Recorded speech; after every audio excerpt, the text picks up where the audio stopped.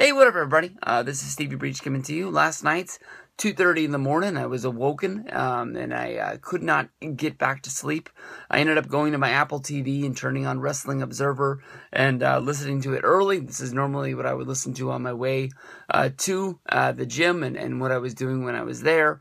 But, at 2:30 in the morning, I was marking out. My brain was starting to rattle around and starting to go crazy. I'm sure by now, every wrestling site has picked up the story and is running with it. But basically, due to the rumor about Undertaker returning and being a part of the Battleground pay-per-view, Dave Meltzer was asking his sources at WWE about this, and he ended up finding out that Undertaker and Sting were going to be booked for SummerSlam, with the reason of being they were trying to make sure that WrestleMania is going to be a big ordeal now that it's in New York and New Jersey this year.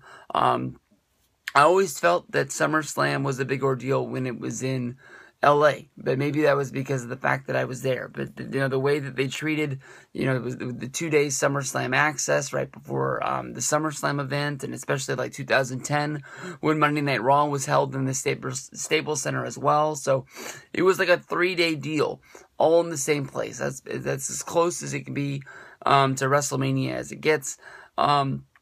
And also, this isn't what's happening, because SummerSlam's going to be in Barclay. I remember when they announced that SummerSlam was going, I believe it was going to be in I can't remember what it was, the Izod Center or something like that. That after it was announced, we found out that stadium was closing. They were actually going to demolish it. WWE was having to shop around SummerSlam. They wanted to keep it in New York and New Jersey because they had already announced it. And in my mind, I've always sort of been picturing MetLife, because that's where WrestleMania 29 was. And, I know that they want to make SummerSlam big, so it's hard for me to remember that it's going to be in Barclay. But I can always remember that that's where NXT is going to be. So that's sort of what locks me into saying, okay, that's where they're at. But, WrestleMania 29 was big, and this builds into everything. But, Undertaker and Sting are going to be a part of SummerSlam. They aren't saying that they're going to be together, but I think people are already packing them together to put them inside of that bubble. Undertaker has sort of been this guy who's only wrestled once a year, but I could easily see that, this is going to be the last ride for The Undertaker at WrestleMania 32. He wants to sort of have the story that is for this match, probably pretty big. One of the biggest things that WWE's done in its foreseeable time period right now is the match of John Cena versus The Rock at WrestleMania 28, the once-in-a-lifetime match held in Miami. Of course, this is where Rock played in college. It's where Rock calls home. And this was a big deal for Rock to come back to WWE. He had done WrestleMania 27 as the guest host, sort of, interfered in the main event. He didn't want his main event ending in a countout due to John Cena and The Miz taking the bump on the outside. And he wanted to finish, so he came down and made sure there was. He hit the big rock bottom on John Cena. Miz got the win. And the next night on Monday Night Raw, John Cena challenged The Rock to have a match at WrestleMania 28, a match that would be booked 1 year out, even though The Rock wasn't going to be around for probably months and months after that WrestleMania. But once it started getting cooking, that match started being built up, and that's one of the WrestleManias that I'm very glad that I was able to attend. It had a really big feel to it. It had a really big match. It's probably one of the biggest matches that I've ever attended. But I think when you think about Rock versus Cena, you think a lot about that. You think about WrestleMania 29. You think about the tag match with R-Truth and Miz. And maybe it doesn't have the big feel that it should have, because they did the rematch the next year. It was awesome that The Rock came back, won the championship. I planned a trip to go to Phoenix just to see Rock win it, because it was pretty obvious that it was. But then they ended up just using WrestleMania 29 for Cena to get his win back and to get the championship. And it was supposed to be a big, passing the torch moment, but it wasn't.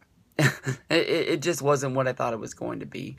And I think that's why a lot of people frown when they think about WrestleMania 29 and what that is. But they could easily start booking SummerSlam to August is 8, 9, 10, 11, 12. I guess they have 6 to 7 months to book an Undertaker match and tell the story for where they're going. I know a lot of people think that it's going to be Undertaker versus Sting. I don't think that's the direction where they're going. The last few weeks, or actually for the last 2 years, even though Undertaker wrestled Bray Wyatt at WrestleMania 31, since WrestleMania 30, every time we've seen Paul Heyman, even if he's not with Brock Lesnar, even if it was during that little stint when he was when he was managing the wrestler Cesaro, he would always mention the man who beat the streak at WrestleMania 30 and shocked the world. And on Monday Night Raw this week, we saw Brock Lesnar break none other than Kane's leg. We saw Paul Heyman in the same show make sure that he called out Kane as the baby brother of The Undertaker. And for a long time, I've always thought of Undertaker riding off into the sunset, killing his storyline. One of the storylines that WWE has never really broken. It might not be one of the best storylines of all time, but the bloodlines of Paul Bearer, The Undertaker, and Kane. The brothers of destruction. We saw Undertaker and Kane the night that they put Paul Bearer into the Hall of Fame. I believe that was at WrestleMania 30. A very cool moment. One of the first times we've ever seen Undertaker, even if it was in character at the Hall of Fame when he came out to the eerie thing and holding the urn up to the thing, to the Tron that was there. A very, very cool moment. It sent chills through everybody's body. But then also, you can sort of put them together. Undertaker calling out Lesnar, saying that he wants his shot at WrestleMania. He wants to right his wrongs. Undertaker got the win over Bray this year at WrestleMania, but it just didn't have the same feel. It went on one of the last matches of the night. It was that match before the main event. But after the introductions, after the walk-downs, the intros, there was really nothing to the match, and nobody really, got that excited for what was going on inside of the ring. Maybe a lot of people weren't even paying attention.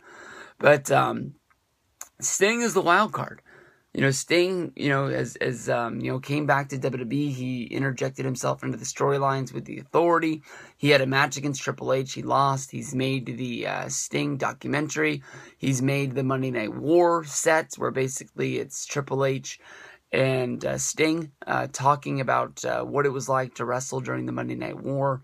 It's one of the reasons why I want to get the Monday Night War set that just recently came out, to see the extra stuff that's on there. They did a 15-minute sit-down intro onto the network, and I thought it was really, really good.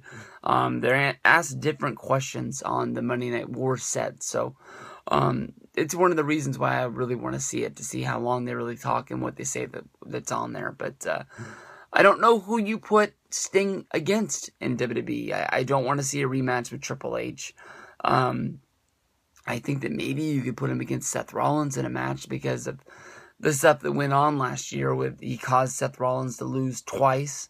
But I don't really see Sting coming back to interject himself into storylines and make sure that Seth Rollins lost again, because it just wouldn't make sense. But we'll have to see what goes on with this, because this could be really, really big. Undertaker is a questionable return for Battleground. Sting at SummerSlam. Let's see what they do.